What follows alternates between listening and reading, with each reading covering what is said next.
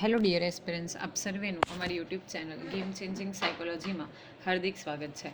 આજના વિડીયોમાં આપણે પ્રોબેશન ઓફિસર, ચીફ ઓફિસર તેમજ અન્ય કેટલીક સરકારી પરીક્ષાઓ માટે સમાજશાસ્ત્ર એટલે કે સોશિયોલોજી સબ્જેક્ટ અગત્યનો છે અને જે વિદ્યાર્થીઓ બેચરલ ઇન સોશિયોલોજી અને માસ્ટર ઇન સોશિયોલોજી સાથે સંકળાયેલા છે તો એમના માટે પણ આ વિડીયોઝ અગત્યના છે.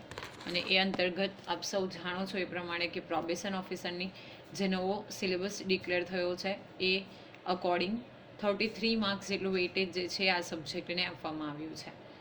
અને એ સિલેબસમાં એક ચેપ્ટર આપવામાં આવ્યું છે સામાજિકરણનો અર્થ અને પ્રક્રિયા. એ વિશે આપણે ચર્ચા કરી રહ્યા છે. અગાઉના વિડીયોમાં આપણે સામાજિકકરણ એટલે શું, સાથે સાથે સમાજ કાર્ય એટલે શું એ વિશેની વિસ્તૃતમાં ચર્ચા કરી હતી. તેના લક્ષણો કયા કયા છે, શા માટે અગત્યનું છે, એ વિશેની આપણે વિસ્તૃત ચર્ચા કરી હતી. જો તમે અગાઉના વિડીયોઝ જોયા ન હોય તો પ્લેલિસ્ટમાં જઈને વિડીયોઝ જોઈ લેશો. હવે આજે આપણે અગાઉના વિડીયોમાં આપણે સામાજિક ક્રિયા એટલે કે સોશિયલ એક્શન વિશે વાત કરી હતી. હવે આજે આપણે સામાજિક આંતરક્રિયા એટલે કે સોશિયલ ઇન્ટરેક્શન વિશે વાત કરવાના છીએ કે વોટ ઇઝ સોશિયલ ઇન્ટરેક્શન. તો સમાજમાં માનવીઓ એકબીજા સાથે અનેકવિધ રીતે સંબંધોમાં આવતા હોય છે. સમાજની આપણે વાત કરીએ, સોસાયટીની વાત કરીએ તો જે વ્યક્તિઓ છે, માનવીઓ છે, એકબીજાની સાથે ઘણી બધી રીતે સંબંધમાં આવતા હોય છે. એટલે કે ઘણી બધી રીતે એકબીજા સાથે કનેક્ટેડ હોય છે, જોડાયેલા હોય છે. ફોર એક્ઝામ્પલ, દુકાનદાર અને ગ્રાહક, માલિક અને નોકર, શિક્ષક, વિદ્યાર્થી. ઓકે, તો કઈ કઈ રીતે અહીં એનું એક્ઝામ્પલ આપેલું છે કે દુકાનદાર અને ગ્રાહક એકબીજાના કોન્ટેક્ટમાં આવતા રહે છે, માલિક અને નોકર, શિક્ષક અને વિદ્યાર્થી, ઓકે, ઉત્પાદક અને ખરીદનાર. તો બધા જે માનવીઓ છે, લોકો છે, એ એકબીજા સાથે ઘણી બધી રીતે શું હોય છે, કનેક્ટેડ હોય છે, એકબીજા સાથે સંકળાયેલા હોય છે. આવા અનેકવિધ સામાજિક સંબંધોમાં એકબીજા સાથે ગૂંથાઈને સમાજ રચાય છે. હવે ઘણા બધા સામાજિક સંબંધો છે. જ્યારે આ સંબંધો એકબીજા સાથે ગૂંથાય છે તો એને આધારે શું થાય છે, સમાજ. ફોર એક્ઝામ્પલ, દુકાનદાર છે તો ઘણા બધા ગ્રાહકો આવતા હોય તો એની વચ્ચે જે રિલેશન એસ્ટાબ્લિશ થાય છે, શિક્ષક અને વિદ્યાર્થી વચ્ચે જે રિલેશન એસ્ટાબ્લિશ થાય છે, માલિક અને નોકર વચ્ચે જે એસ્ટાબ્લિશ થાય છે, તો એને આધારે શું થાય છે, એક સમાજની રચના થાય છે. એકબીજા વચ્ચેના સામાજિક સંબંધોમાં પારસ્પરિક આંતરક્રિયાની ચોક્કસ પ્રકારની તરહ અથવા તો નિયમિત ઢબ રહેલી છે. હવે જ્યારે આપણે એકબીજા વચ્ચેના જે સામાજિક સંબંધો એટલે કે સોશિયલ ઇન્ટરેક્શનની વાત કરીએ તો એમાં ચોક્કસ પ્રકારની અથવા તો નિયમિત ઢબ રહેલી છે, ચોક્કસ પ્રકારનું મેનેજમેન્ટ હોય છે, ચોક્કસ પ્રકારની પ્રોસેસ જે છે એ રહેલી છે. સામાજિક સંબંધોમાં વ્યક્ત થતા આંતરક્રિયાના મુખ્ય સ્વરૂપોનું જ્ઞાન સમાજ વિશેની માહિતી મેળવવામાં અગત્યનું છે. હવે જે આ સંબંધો છે એમાં આંતરક્રિયા થાય છે એટલે કે ઇન્ટરેક્શન થાય છે, તો એના જે મુખ્ય સ્વરૂપો છે તો એ અંગે આપણે જો જ્ઞાન મેળવીએ તો બેઝિકલી આપણે સમાજ વિશે ઇઝીલી સમજૂતી મેળવી શકીએ. સામાજિક આંતરક્રિયાનો ખ્યાલ એ સામાજિક ક્રિયાના સંદર્ભમાં જ સમજી શકાય છે, જે આગળ ઓલરેડી આપણે ડિસ્કશન કર્યું છે, કારણ કે તે પારસ્પરિક ક્રિયા છે. ઓકે, આપણે સામાજિક ઇન્ટરેક્શનની વાત કરીએ તો એના પહેલાં આપણે શું કરવું પડે, સમાજમાં રહીને આપણે જે ક્રિયાઓ કરીએ છીએ, આપણું જે સ્ટેટસ છે એટલે કે આપણો હોદ્દો છે, દરજ્જો છે, એને આધારે આપણે જે રોલ પ્લે કરીએ છીએ, જે આપણે આપણી ભૂમિકા અદા કરીએ છીએ, તો એ વિશે શું છે, જરૂરી છે. અને એ વિષયની જે પારસ્પરિક ક્રિયાઓ, એના લક્ષણો, એ અંગેની સાથે સાથે એના પ્રકારો, એ અંગેની વિસ્તૃત ચર્ચા આપણે અગાઉના વિડીયોમાં ઓલરેડી કરી દીધી છે. સામાજિક આંતરક્રિયા એટલે કે અહીંયાથી ડેફિનેશન અગત્યની છે, બે કે તેથી વધુ વ્યક્તિ વચ્ચેની પારસ્પરિક સામાજિક ક્રિયા. ઓકે, બે અથવા બેથી વધુ વ્યક્તિ વચ્ચે જે પારસ્પરિક સામાજિક ક્રિયા કરવામાં આવે છે તો એને આપણે સામાજિક આંતરક્રિયા તરીકે ઓળખીએ છીએ. વ્યક્તિ અને વ્યક્તિ. હવે આ બે કે તેથી વધુ વ્યક્તિ એ કોણ કોણ હોઈ શકે, તો વ્યક્તિ અને વ્યક્તિ હોઈ શકે, વ્યક્તિ અને જૂથ હોઈ શકે, જૂથ અને જૂથ હોઈ શકે. ઓકે, તો આ બે કે તેથી વધુ વ્યક્તિમાં ક્યાં તો એક વ્યક્તિ અને બીજી વ્યક્તિ હોઈ શકે, કોઈ એક વ્યક્તિ અને કોઈ એક જૂથ હોઈ શકે, અથવા તો બંને જૂથ પણ હોઈ શકે. તો એ વચ્ચેની સભાનતાપૂર્વકની અર્થપૂર્ણ પારસ્પરિક ક્રિયા એટલે કે સામાજિક આંતરક્રિયા. તો ડેફિનેશન યાદ રાખવાની છે કે આજે વ્યક્તિ અને વ્યક્તિ, વ્યક્તિ અને જૂથ, ઓર એલ્સ જૂથ અને જૂથ, એની વચ્ચે સભાનતાપૂર્વક એટલે કે ચોક્કસ પ્રકારની અર્થપૂર્ણ રીતે જે પારસ્પરિક ક્રિયા કરવામાં આવે, ચોક્કસ એની સાથે અર્થ સંકળાયેલો છે અને પરસ્પર જે ક્રિયા કરવામાં આવે એને આપણે સામાજિક આંતરક્રિયા તરીકે ઓળખીએ છીએ. ફોર એક્ઝામ્પલ, બે મિત્રો વચ્ચેનો વાર્તાલાપ, જ્યારે બે મિત્ર વચ્ચે ડિસ્કશન કરવામાં આવે, શિક્ષક અને વિદ્યાર્થીઓ વચ્ચે પ્રશ્ન અને ઉત્તરની ચર્ચા કરવામાં આવે, તો આ બધી વસ્તુઓ શું છે તો ચોક્કસ અર્થપૂર્ણ રીતે કરવામાં આવે છે. ઓકે, સભાનતાપૂર્વક, એટલે કે તમે હોશો હવાજથી કરો છો, મિનિંગફુલ છે, તો એને આપણે શું કહી શકીએ? સામાજિક આંતરક્રિયા તરીકે ઓળખી શકીએ.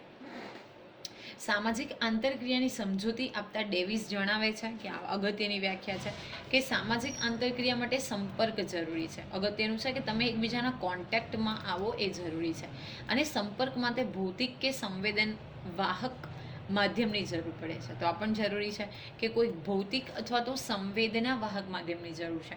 ભૌતિક એટલે તમારું ટેલિફોન આવી શકે, મેલ આવી શકે, ચેટબોક્સ આવી શકે, અને સંદેશા વાહન માધ્યમની પણ એ આપણે વાત કરીએ એ પ્રમાણે કે સંવેદના વાહક, ઓકે, જ્યાં તમે ફિલિંગ્સની અરસપરસ શેર કરી શકો, તો એ માટે સંપર્ક જરૂરી છે. મતલબ ક્યારેક આપણે ફેસ ટુ ફેસ પણ એ રીતે માધ્યમ ઉપયોગ કરી શકીએ. એટલે કે સામાજિક આંતરક્રિયામાં પરસ્પર ક્રિયા કરતી વ્યક્તિઓ કે જૂથો ક્રિયા માટે કોઈક માધ્યમનો ઉપયોગ કરે છે. તો આ પણ અગત્યનું છે કે જ્યારે આપણે સામાજિક આંતરક્રિયા કરીએ છીએ, તો જ્યારે પરસ્પર ક્રિયા કરવામાં આવે તો એ કોઈક ને કોઈક માધ્યમનો ઉપયોગ કરે છે, તો જ આપણે આંતરક્રિયા કરી શકીએ. જો વિધાઉટ મીડિયમ આપણે કરવા માંગીએ તો હાઉ ઇઝ ઇટ પોસિબલ? તો જ્યારે આપણે કોઈ પણ પ્રકારનું ઇન્ટરેક્શન કરીએ છીએ બે વ્યક્તિઓની વચ્ચે, અથવા તો એક વ્યક્તિ અને એક જૂથ, અથવા તો એક જૂથ અને બીજા જૂથ સાથે, તો એમાં આપણે મીડિયમ્સની, એટલે કે બેઝિકલી આપણને કોઈક માધ્યમની જરૂર પડે છે. આ માધ્યમ શું હોઈ શકે? તો આ માધ્યમ જે છે ભાષા હોઈ શકે, વાણી હોઈ શકે, અંગચેષ્ટા એટલે કે હાથ પગના હાવભાવ છે, ફેશિયલ એક્સપ્રેશન્સ છે, હાવભાવ છે, કોઈ પણ પ્રકારની શરીરની ભાષા હોઈ શકે. ઓકે, ઈશારાથી વાતો કરવી, ગુસ્સો હોય તો ફેસ ઉપરથી તમને આઈડિયા આવી જશે. તો આ બધી વસ્તુઓ જે છે એક માધ્યમ છે, એક મીડિયમ છે, જેમાં ભાષા હોઈ શકે, વાણી હોઈ શકે, અંગચેષ્ટા હોઈ શકે, હાવભાવ હોઈ શકે, કે કોઈ પણ પ્રકારની શરીરની શું હોઈ શકે? શરીરની અલગ ભાષા હોઈ શકે. ઉપરાંત રેડિયો, ટીવી, વર્તમાનપત્રો, ફિલ્મો, સોશિયલ મીડિયા જેવા સમૂહ માધ્યમોનો પણ ઉપયોગ થઈ શકે છે. જો કે આવું મીડિયમ એ સામાજિક અર્થ ધરાવતું હોવું જોઈએ. અગત્યનું છે કે જો કોઈ પણ મીડિયમ, કોઈ પણ માધ્યમનો આપણે ઉપયોગ કરીએ તો ઇટ ઇઝ ઓકે, બટ એ શું હોવું જોઈએ? સામાજિક અર્થ ધરાવતું હોવું જોઈએ, અર્થવિહીન ન હોવું જોઈએ. તો એમાં આપણે ટીવી છે, રેડિયો છે, વર્તમાનપત્ર છે, ફિલ્મ છે, સોશિયલ મીડિયા, તમે સૌ જાણો છો એ પ્રમાણે વોટ્સએપ છે, ઇન્સ્ટાગ્રામ છે, ઓકે, ટ્વિટર છે, તો એ બધી જ વસ્તુઓ, હવે તો ચેટ જીપીટી પણ આવી ગયું છે, તો આ બધી વસ્તુઓ જે છે એ કોઈક ને કોઈક સામાજિક અર્થ ધરાવતું માધ્યમ હોવું જોઈએ. હવે આપણે જોઈએ સામાજિક આંતરક્રિયાની વ્યાખ્યા. તો સોરોકિનના મતે આંતરક્રિયા એવી ઘટના છે જેમાં એક પક્ષ બીજા પક્ષની બાહ્ય ક્રિયા કે માનસિક જીવન ઉપર અસર કરે છે. તો અગત્યનું છે કે આંતરક્રિયા કેવી છે? તો એક પ્રકારની ઘટના છે. એમાં શું જોવામાં આવે કે એક પક્ષ બીજા પક્ષની બાહ્ય ક્રિયા માનસિક જીવન ઉપર અસર કરે છે. કોઈ પણ પક્ષ છે તો એની જે બાહ્ય ક્રિયા છે એ વ્યક્તિના માનસિક જીવન એટલે કે મેન્ટલ લાઈફ ઉપર ઇફેક્ટ કરે છે. એટલે આપણે જે વ્યાખ્યાઓ જોઈ એના પરથી આપણે આંતરક્રિયાનો અર્થ કરતાં એવું કહી શકીએ કે કોઈ પણ બે કે તેથી વધુ વ્યક્તિ કે જૂથો પ્રત્યક્ષ કે પરોક્ષ રીતે સંકેત વ્યવહારના માધ્યમો દ્વારા એકબીજાના આંતરિક કે બાહ્ય વર્તન ઉપર અસર નિપજાવતી હોય તેવી ઘટનાને આપણે સામાજિક આંતરક્રિયા કહી શકીએ. ઓકે, બે કે તેથી વધુ વ્યક્તિઓ અથવા તો જૂથો કેવી રીતે? પ્રત્યક્ષ રીતે અથવા તો પરોક્ષ રીતે સંકેત વ્યવહારના માધ્યમો દ્વારા જે માહિતી, જે મેસેજને તમારે કન્વે કરવાનું છે, તો એના માટે ચોક્કસ માધ્યમ દ્વારા જ્યારે આપણે મેસેજ જે છે કન્વે કરીએ છીએ તો એ વ્યક્તિના આંતરિક કે બાહ્ય વર્તન ઉપર અસર કરે છે, તો એને આપણે સામાજિક આંતરક્રિયા કહેવાય. ફોર એક્ઝામ્પલ, શિક્ષક વિદ્યાર્થીને શીખવે છે તો એના વર્તન ઉપર ઇફેક્ટ થાય છે. બે વ્યક્તિ ઝઘડે છે, લડાઈ કરે છે, તો એના માટે પણ શું થાય છે? વ્યક્તિના આંતરિક અને બાહ્ય જીવન ઉપર, વર્તન ઉપર અસર થાય છે. ઓકે, કોઈક હોમવર્ક નથી કરતા તો માતા પિતા બાળકને મારે છે, તો એ પણ શું કહેવાય? એક પ્રકારનું માધ્યમ અને વર્તન પર અસર કરતો ફેક્ટ કહી શકાય. હવે આપણે જોઈએ સામાજિક આંતરક્રિયાના લક્ષણ. તો સામાજિક આંતરક્રિયાને વધુ સ્પષ્ટ સમજવા માટે એના લક્ષણોની જરૂર પડે. જે મુજબ કયા કયા લક્ષણ હોઈ શકે? આપણે ઓલરેડી વાત કરી દીધી ડેફિનેશનમાં કે બે કે તેથી વધુ પક્ષ હોવા જોઈએ, માધ્યમ એટલે કે મીડિયમ હોવું જોઈએ, અને પારસ્પરિક અસર હોવી જોઈએ. તો બે કે તેથી વધુ પક્ષો. સામાજિક આંતરક્રિયા એક વ્યક્તિથી થતી નથી, તેના માટે ઓછામાં ઓછા 2 વ્યક્તિ કે જૂથ જરૂરી બને છે. હવે જ્યારે આપણે સામાજિક આંતરક્રિયાની વાત કરીએ તો ફક્ત એક વ્યક્તિથી આંતરક્રિયા નથી થતી. એના માટે શું છે, ઓછામાં ઓછા 2 વ્યક્તિઓ અથવા તો કોઈ એક જૂથ હોવું જોઈએ. જેમ કે પતિ પત્ની વચ્ચે થતી ક્રિયા એ 2 વ્યક્તિઓ વચ્ચે છે, જ્યારે શિક્ષક વિદ્યાર્થીઓ અને લેખક વાચકો વચ્ચે થતી ક્રિયા એ વ્યક્તિ જૂથ વચ્ચેની ક્રિયા છે. ઓકે, તો અહીં તમને એક્ઝામ્પલ આપેલું છે કે જ્યારે શિક્ષક અને વિદ્યાર્થીઓ વચ્ચે ઇન્ટરેક્શન થાય, લેખક અને વાચકો વચ્ચે ઇન્ટરેક્શન થાય, તો એક ક્રિયા વ્યક્તિ અને જૂથ વચ્ચેની થતી ક્રિયા છે. 2 ક્રિકેટ ટીમ વચ્ચેની જૂથ ક્રિયા, 2 ક્રિકેટ ટીમ જો છે તો એ વચ્ચેની જે ક્રિયા છે એ 2 જૂથો વચ્ચે થતી આંતરક્રિયા છે. હવે આ આંતરક્રિયા થાય છે એ મોઢામોઢ કે પ્રત્યક્ષ પણ હોઈ શકે, તેમજ દૂર રહેલા લોકો સાથે પરોક્ષ રીતે પણ થઈ શકે, પરંતુ એમાં આપણે સંચાર માધ્યમ એટલે કે કમ્યુનિકેશન મીડિયમ્સની જરૂર પડે છે. ઓકે, મોઢે મોઢ એટલે કે પર્સનલ ફેસ ટુ ફેસ પણ હોઈ શકે, પણ જો કોઈ વ્યક્તિ દૂર રહેલી છે તો ઇન ધેટ કેસ આપણે કોઈક કમ્યુનિકેશન મીડિયમનો ઉપયોગ કરીને પણ આપણે સંચાર કરી શકીએ છીએ. નેક્સ્ટ છે માધ્યમ એટલે કે મીડિયમ. માત્ર 2 પક્ષથી આંતરક્રિયા શક્ય નથી બનતી, પરંતુ પરસ્પર અસર નિભાવવા માટે કોઈ માધ્યમ જરૂરી છે. તો આ પણ અગત્યનું છે કે કોઈ પણ 2 પક્ષથી આંતરક્રિયા નથી શક્ય બનતી, એના માટે આપણી પાસે કોઈ ચોક્કસ માધ્યમ એટલે કે મીડિયમ હોવું જોઈએ. જેમાં કયા કયા મીડિયમ્સ હોઈ શકે, તો હાવભાવનું કોઈ પણ સ્વરૂપ કે શાબ્દિક ભાષા કે ચિત્રોનો ઉપયોગ થઈ શકે. ઓકે, જે હાવભાવ એક્સપ્રેશન આપીએ એ કોઈ શબ્દ છે, કોઈ ભાષા છે, કોઈ ચિત્ર પણ હોઈ શકે. દાખલા તરીકે બહેરા મૂંગા વ્યક્તિઓ વચ્ચે થતી ક્રિયા અને પ્રતિક્રિયા, તો એમાં જે બહેરા લોકો છે એ સાંભળી નથી શકતા, તો એમના માટે તમે કોઈ ચિત્ર છે એનો ઉપયોગ કરી શકો. ઓકે, બોર્ડ ઉપર લખાણ લખી શકો. પછી મૂંગા છે તો એ લખી વાંચી શકશે, જોઈ શકશે, પરંતુ એ બોલી નહીં શકે. આંતરક્રિયામાં જે માધ્યમનો ઉપયોગ થાય છે તે સામાજિક અર્થ ધરાવતું હોવું જોઈએ. અગેન ઇટ ઇઝ ઇમ્પોર્ટન્ટ કે જે કોઈ મીડિયમનો આપણે ઉપયોગ કરીએ છીએ તો એ મીડિયમ કેવું હોવું જોઈએ, સામાજિક અર્થ ધરાવતું હોવું જોઈએ. માધ્યમો દ્વારા વ્યક્ત થતા અર્થ, ભાવ અને લાગણી બધા સમજતા હોવા જોઈએ. દાખલા તરીકે રાષ્ટ્રધ્વજ, રેડ ક્રોસ. રેડ ક્રોસ એટલે શું, ઘણી બધી અર્થમાં લઈ શકે. રેડ ક્રોસ ચોક હોય, મતલબ ક્રોસ તરીકે પણ હોઈ શકાય, તો એ પ્રોહિબિશન આવશે. ઓકે, સિમ્પલ ક્રોસ છે તો આપણે એને હોસ્પિટલ એટલે કે દવાખાનું એવું કંઈક ઇન્ડિકેટ કરશે. અને રાષ્ટ્રધ્વજ, આ બધા જે સિમ્બોલ્સ આપણે યુઝ કરીએ છીએ, માધ્યમનો ઉપયોગ કરીએ છીએ, તો એ શું છે, બધા જ વ્યક્તિઓ એ અંગે વાકેફ હોય છે. નેક્સ્ટ છે પારસ્પરિક અસર. તો સામાજિક આંતરક્રિયા અસર ઉપજાવતી ઘટના છે, જેમાં જૂથ કે વ્યક્તિ ઉપર વાણી, ભાષા, પુસ્તકો, ટીવી, ફિલ્મો વગેરે દ્વારા અસર થાય છે. ઓકે, શું છે, અસર ઉપજાવતી ઘટના છે, એટલે કે એનાથી ઇફેક્ટ ક્રિએટ થાય છે. કઈ કઈ વસ્તુ, તો ખાસ કરીને કોઈક વ્યક્તિ કે જૂથ ઉપર વાણી, ભાષા, પુસ્તક, ટીવી, ફિલ્મ વગેરે દ્વારા અસર આપણે કરી શકીએ છીએ.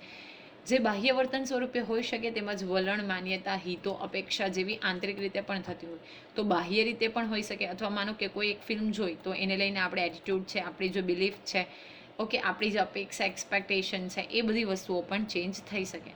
દાખલા તરીકે વિદ્યાર્થી શિક્ષકને નમસ્કાર કરે છે, તેને લીધે શિક્ષકમાં વિદ્યાર્થી પ્રત્યે ભાવ જન્મે, એ આંતરિક અસર છે. ઓકે, વિશ કરશે તો એને લઈને શિક્ષકને શું થશે, વિદ્યાર્થી પ્રત્યે લાગણી જન્મશે. ટૂંકમાં આંતરક્રિયા એ પારસ્પરિક પ્રવૃત્તિ છે, પરસ્પર ઉદ્દીપનની પ્રક્રિયા છે અને પરસ્પર અવલંબિત છે. તો જરૂરી છે કે એક પારસ્પરની પ્રવૃત્તિ છે, ઉદ્દીપનની પ્રક્રિયા છે. ઓકે, એક સ્ટિમ્યુલેશન તરીકે વર્ક કરતી પ્રક્રિયા છે અને એકબીજા ઉપર આધારિત છે. હવે આપણે જોઈએ સામાજિક આંતરક્રિયાના સ્વરૂપ અને પ્રકાર. ખૂબ અગત્યનું છે, કયા કયા પ્રકાર અથવા તો સ્વરૂપમાં આપણે ડિવાઈડ કરી શકીએ. તો આંતરક્રિયાના ફર્સ્ટ 3 પ્રકાર છે. એક છે સહકાર, પછી છે સંઘર્ષ અને સ્પર્ધા. એટલે કે સહકાર એટલે કોઓપરેશન, સંઘર્ષ એટલે કોન્ફ્લિક્ટ અને સ્પર્ધા એટલે કે કોમ્પિટિશન. હવે સહકારની વાત કરીએ, કોઓપરેશનની, તો રમતની ટીમના સભ્યો કે સમૂહમાં પ્રાર્થનામાં ભાગ લેતા વિદ્યાર્થીઓનું વર્તન. રમતની એક કોઈ ટીમ છે, ફોર એક્ઝામ્પલ ક્રિકેટની ટીમ છે, તો એના બધા સભ્યો શું કરશે, એકબીજાને કોઓપરેટ કરશે. અથવા તો કોઈ એક કોરસ છે, એટલે કે ગ્રુપ ઓફ સ્ટુડન્ટ્સ છે, જે શું કરશે, સમૂહમાં ભાગ લે છે, સમૂહમાં પ્રાર્થના ગાય છે, તો એ વિદ્યાર્થીઓનું જે વર્તન છે એ સહકારનું એક્ઝામ્પલ છે. હવે સહકાર પણ 2 પ્રકારે હોઈ શકે, પ્રત્યક્ષ રીતે હોઈ શકે અને પરોક્ષ રીતે હોઈ શકે. અપકમિંગ વિડીયોમાં આપણે એના વિશે પણ ડિટેલમાં ચર્ચા કરીશું. પછી છે સંઘર્ષ એટલે કે કોન્ફ્લિક્ટ. તો પ્રદેશ, ભાષા કે ધર્મને આધારે પરસ્પર ઝઘડતા જૂથોનું વર્તન. કોઈ પ્રદેશ છે, ભાષા છે કે ધર્મને આધારે જ્યારે આપણે કોન્ફ્લિક્ટ એટલે કે સંઘર્ષ ક્રિએટ થાય છે, તો એમાં પણ પ્રત્યક્ષ સંઘર્ષ હોઈ શકે અને પરોક્ષ રીતેનો સંઘર્ષ હોઈ શકે. પ્લસ આંશિક સંઘર્ષ પણ હોઈ શકે અને સંપૂર્ણ સંઘર્ષ પણ હોઈ શકે. તો તમારે એ પણ યાદ રાખવાનું છે કે બેઝિકલી જો આપણે વાત કરીએ તો સંઘર્ષના આપણે કેટલા પ્રકારો પાડી શકીએ? 4 પ્રકાર: પ્રત્યક્ષ સંઘર્ષ, પરોક્ષ સંઘર્ષ, આંશિક સંઘર્ષ અને સંપૂર્ણ સંઘર્ષ. પછી છે સ્પર્ધા એટલે કે કોમ્પિટિશન. તો વર્ગમાં પ્રથમ ક્રમે ઉત્તીર્ણ થવા મથતા વિદ્યાર્થીઓનું વર્તન, તો એ પ્રત્યક્ષ સ્પર્ધા પણ હોઈ શકે અને પરોક્ષ સ્પર્ધા પણ હોઈ શકે. ઓકે, ફેસ ટુ ફેસ પણ દેખાતી હોય, ઓરલ્સ પાછળથી એટલે કે જ્યારે સ્ટડી એક્ઝામ આવે તો એમાં પણ દેખાય. તો આંતરક્રિયાના મુખ્ય 3 પ્રકારો છે: સહકાર એટલે કે કોઓપરેશન, સંઘર્ષ એટલે કે કોન્ફ્લિક્ટ અને સ્પર્ધા એટલે કે કોમ્પિટિશન. સહકારના અગેન 2 ભાગ છે, એટલે 2 પાર્ટ છે: પ્રત્યક્ષ અને પરોક્ષ સહકાર. અગેન સંઘર્ષના 2 પાર્ટ જે છે, 4 પાર્ટ છે: પ્રત્યક્ષ, આંશિક, સંપૂર્ણ અને પરોક્ષ. સ્પર્ધાના પણ 2 પ્રકાર છે: પ્રત્યક્ષ સ્પર્ધા અને પરોક્ષ સ્પર્ધા. તો આશા રાખું છું કે બેઝિકલી આજના વિડીયોમાં જે આપણે સામાજિક આંતરક્રિયા, એની વ્યાખ્યા, ઓકે, એના લક્ષણો અને સાથે સાથે સામાજિક આંતરક્રિયાના સ્વરૂપ અને પ્રકાર વિશે જે ડિસ્કશન કર્યું એમાં તમને સમજ પડી હશે.